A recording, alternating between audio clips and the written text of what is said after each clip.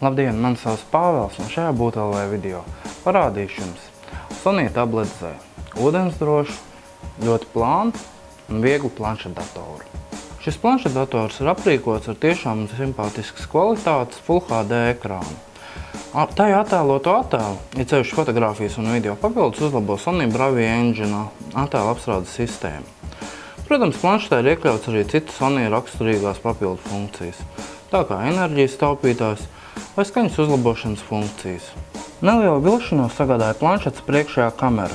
Labi apgaismojuma apstākļos veidotais attēls ir diezgan labs, taču apgaismojumam pasliktinoties ļoti strauji pasliktinās trokšņa līmenis. Protams, attēls vēl aizvien ir labi saskatāms, taču kuram patīk skatīties uz trokšņiem attēlā.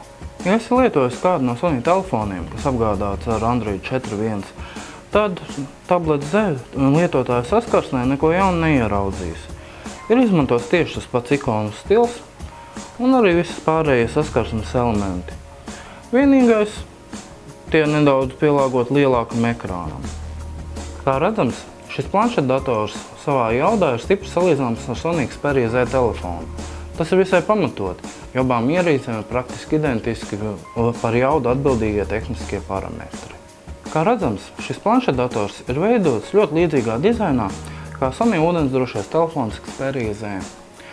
Tam ir līdzīga gumijota apmalīte, tāda paša dizaina poga, tas ir ļoti plāns. Tā galvenā atšķirība ir tā, ka aizmugurējā daļa nav izveidota no stikla. Ūdensdrošums ir tikai viena no labajām lietām šajā planšetdatorā.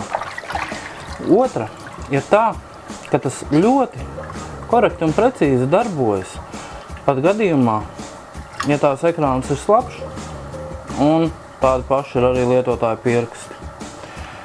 Atsevišķos gadījumos problēmas mēdz radīt lielākas ūdens pilas, kuras aktivizē kādu funkciju, taču tas notiek ļoti reti.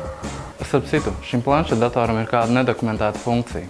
Ja pēc tam mazgāšanas vai peldināšanas, tam nožūstot uz aizmugurējās daļas paliek balti pleķi, jums tiešām vajadzētu lietot kalgonu savā veļas mašīnā.